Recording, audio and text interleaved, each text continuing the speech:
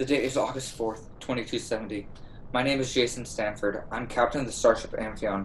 My current location is somewhere in the asteroid belt. Shit! Sorry. That's actually why I'm telling this. This is a record to be played should my body be found. I have a few minutes before I should provide a context. I don't know how long until someone comes snooping.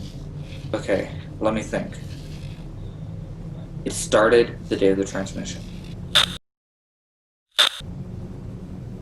I remember that day well. I was sitting in a theater with some army buddies. We're all from the space branch. They were talking about some new weapons they'd gotten a few days before. They'd just left a tour on some of the Martian colonies. I was quiet. I'd only made lieutenant recently, hadn't seen active duty, at least hadn't had to shoot anyone. I still haven't, really. We went to a holograph showing of Martian madness, about war breaking out between Earth countries and the colonies on Mars. It was like that 2D movie Red Dawn. The Russians or North Koreans invade instead of, using nuclear weapons like they would in reality. My buddies loved it. I thought it was okay. About an hour into the holograph, the fictional military is planning a defense on the east coast of the United States. They're throwing out all these horribly researched plans. Then the audio cut out, just for 3 seconds. It came back on, but it wasn't audio from the holograph. It was just numbers. A monotonous voice like a computer repeating numbers over and over again. Someone pulled out their phone they'd left on. The numbers were coming from there too. We left quickly, a bit disturbed by the voice.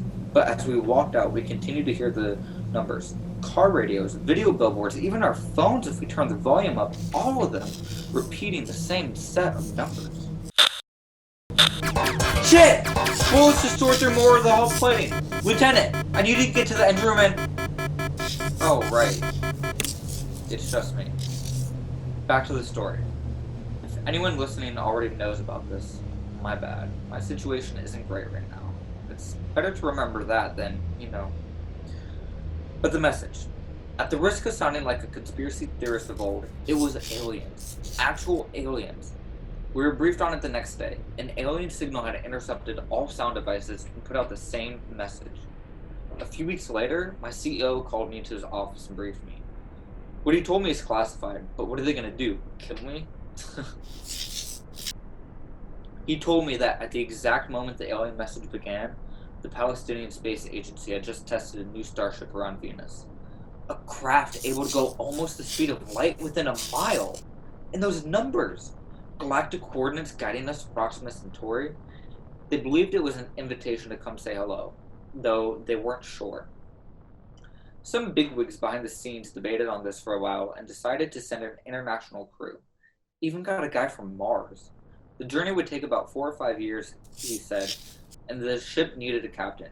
He was willing to fast-track my promotion based on my flight record, if I agreed to captain the ship. I mean, all I'd ever wanted to do was explore the stars. Of course I said yes. 6 months later, I, a captain, took off with the crew of 15, to boldly go where no man had gone before. I don't know why they picked me. My guess is not many generals or actual captains wanted to be away from Earth with tension so high, but I didn't mind. Captain of the SS Amphion had a nice ring to it. We passed through Earth's atmosphere to the Martian region in 3 minutes. 3 minutes. We decided to take it slow for a bit, conserve our fuel. That's when the Mars colonists came. We were passing through the asteroid belt separating Mars and Jupiter when we were besieged by a Martian fleet. No warning, no reasoning. They just started tearing us apart with bullets. I did my best to steer the ship away and radio them, but to no avail. They dodged our fire easily, and it was becoming clear that the Amphion wouldn't survive. We reached the asteroid belt and started sparking. I had a plan there. I sent the crew on escape pods and piloted the ship away from them. They left under the cover of asteroids while the colonists pursued me. I didn't fire back. I wouldn't want to take a life unnecessarily. I counted a few dozen ships in their fleet. There's no way I could take them all anyway. They're surrounding me right now. They're far into the distance, but I can see them. The engine's barely functional anymore. I'm hanging around somewhere in the asteroid belt. I won't make it. I don't know how long it'll be until I'm found. My mom's still alive, and I have a brother, even if it's been a while since I spoke to him.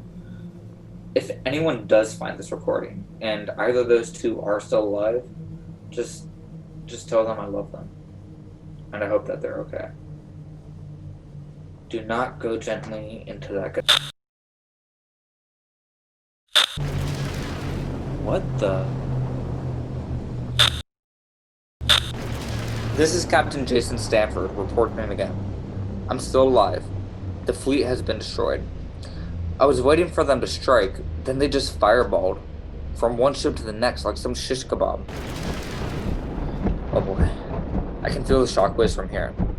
Okay, gonna have to think like a captain. Earth is a few 400 million miles away. The quickest way to Earth is through the fleet. Maybe I could skirt around them, but I have to check the status of the engine room and fuel. Hold on. Okay, I'm gonna reroute all oxygen to this room.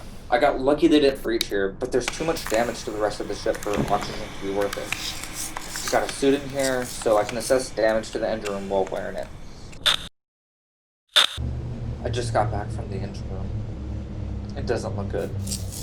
There's no time for fancy maneuvers, just straight shot to Earth, which is gonna put me towards the larger conglomerate of the fleet. I mean, what the hell happened to them? If one ship blew up, sure, maybe the crew was inexperienced, but all of them? Something has to have gone wrong. It's not important right now. I have to focus on the Amphion. Right now, I'll be lucky if it stays together.